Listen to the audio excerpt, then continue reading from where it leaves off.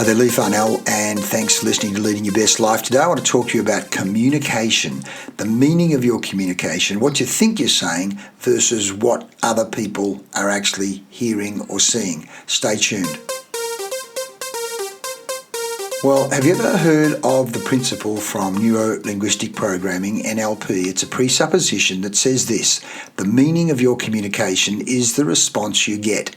The meaning of your communication is the response you get. So if you're not getting the response you want, then that's the meaning, that's the impact it's had on the other person. And we've got so many examples of that. And the reason I'm saying that is today I was talking to a client and he said, from a referral that I'd sent him, he said, look, I want to do business with this guy, but the terms and conditions are so convoluted and so confusing, it's nothing like I've ever seen. So the subtext was, so I've put off making a decision because it's all too confusing. And what we know is this: the confused mind always says no.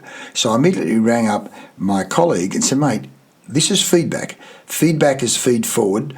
Listen to the feedback from the client. The client's saying your terms and conditions are too complicated, too convoluted. Well, all they need to do is think about it. I said, mate, we want you to have business so that it is seamless, so that it's easy to do business with you, not hard to do business with you.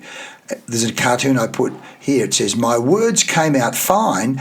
They were processed incorrectly by your brain. In other words, let's blame the listener, let's blame the receiver of the information for not understanding, rather than saying, hang on, they don't understand.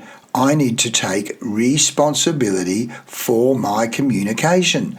I need to take responsibility for my communication because I'm not getting the level of understanding, or in fact, they're completely misunderstanding me. So I either blame them and call them stupid, or I take responsibility. Now, if they're customers or family members, husband, wife, kids, blaming them is not going to change the situation. If anything, it's only going to build a further gap between you and them. And I think to an even bigger issue that is, controversial in Australia, which was the Yes campaign for the Aboriginals and getting embedded in the Constitution. And of course, there are people saying, well, the rest of the population is stupid. They didn't understand. No.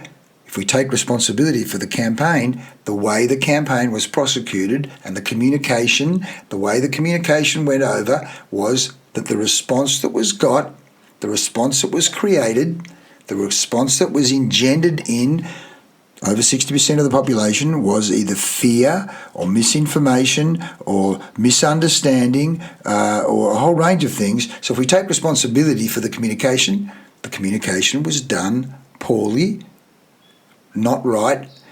That's at the political level. Let's come back down to you talking to your customers, talking to your marketplace, talking to your staff. Don't blame them for misunderstanding. Take responsibility for your communication. The meaning of your communication is the response you get, which of course then means to be checking and calibrating. How does that sound to you? Is that a sort of thing that you could adopt? Is that the sort of thing that you could buy? Is that the sort of thing you could see yourself using?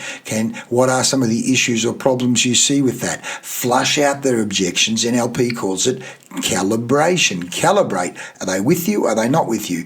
Rather than assuming they're with you, walking out and then wondering why you don't get the deal and wonder why they never even get back to you or ghost you. The meaning of your communication is the response you get. And by the way, people remember you based on the feeling you create in them, the experience that you create. So I was talking to someone today that said, oh, he's a fun person. He's really fun to be around. As distinct for others, he's really boring to be around, or he's really upsetting, or he's really negative to be around. So start with the end in mind. How do you want to be remembered? To be remembered as a valuable, useful, easy to do business with person, fun to do business with person? Or are you talking about someone who's they're not fun to do business with, they've got very bad bedside manner or office manner or boardroom manner? Take responsibility for your communication.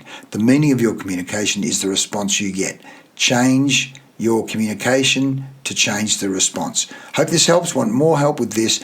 This is what we do to work with you to help you be better at your sales communication, leadership communication, team communication, market communication. So much of it's all about communication, isn't it? See you next time. It's Leigh Farnell. You've been listening to Leading Your Best Life.